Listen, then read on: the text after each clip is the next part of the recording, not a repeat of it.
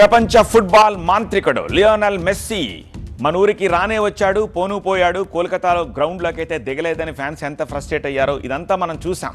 మన హైదరాబాద్ ఉప్పల్ స్టేడియంలో చిన్న పిల్లాడిలాగా ఒక ఆషామాషి గేమ్లో ఆఖరి 5 నిమిషాలు కనిపించి ఓ పెనాల్టీ కార్నర్ కొట్టేసి వెళ్ళిపోయాడు. తర్వాత ముంబై వాంఖడే స్టేడియంలో సచిన్తో కాసేపు కనిపించి జెర్సీ తీసుకుని వెళ్ళిపోయాడు. ఇవాళ ఢిల్లీలో తాజ్మహల్ సందర్శించి మోదీతోటి భేటీ అవుతారు, తిరిగి అర్జెంటీనాకు వెళ్ళిపోతారు. మీరు గమనించారా, ఈ మొత్తం గోటు టూర్లో ఇండియా మొత్తం మీద ఒక రౌండ్ వేసిన మెస్సీ సీరియస్గా ఒక్క గేమ్ అయినా ఆడా?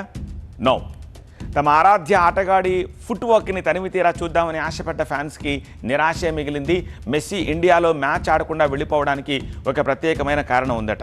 అదేమిటంటే మెస్సీ ఎడమ కాలికి 8,000 కోట్ల రూపాయలతోటి ఇన్సూరెన్స్ చేయించడమే.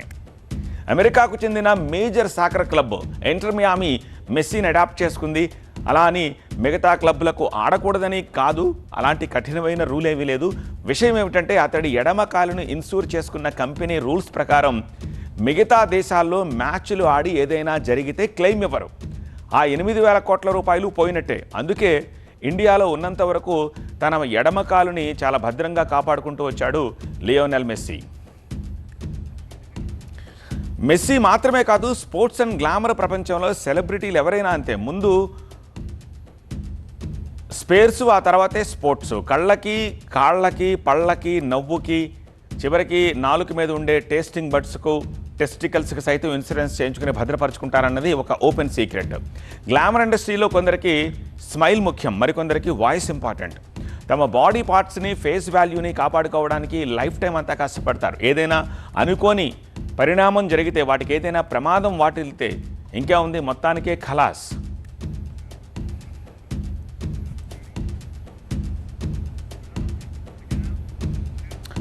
బాలీవుడ్ దేశీ గర్ల్ ప్రియాంక చోప్రాను $1 మిలియన్ స్మైలీ అని పిలుస్తారు. ఎందుకో తెలుసా? తన న్యాచురల్ పాటీ స్మైల్కు కాపీరైట్ తీసుకున్నారు ఆమె.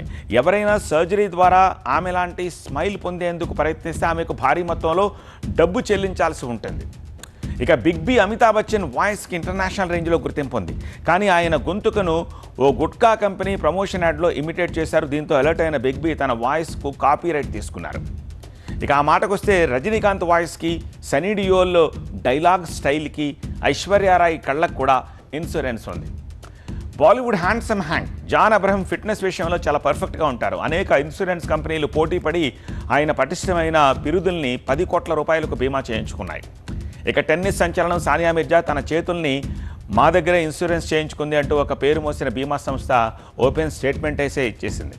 అమెరికాకు చెందిన Ferrari aqua fresh toothpaste add తోటి వరల్డ్ ఫేమస్ అయ్యింది. తెల్లటి మెరిసే దంతాల్ని $10 మిలియన్ బీమా చేయించుకుందామే. మన ప్రియాంక చోప్రా నవ్వుకొచ్చే క్లెయిమ్ కూడా $10 మిలియన్. ఇక కిమ్ కార్డర్సన్ నడుము కింద వెనుక భాగం మీద $21 మిలియన్ క్లెయిమ్ ఉంది.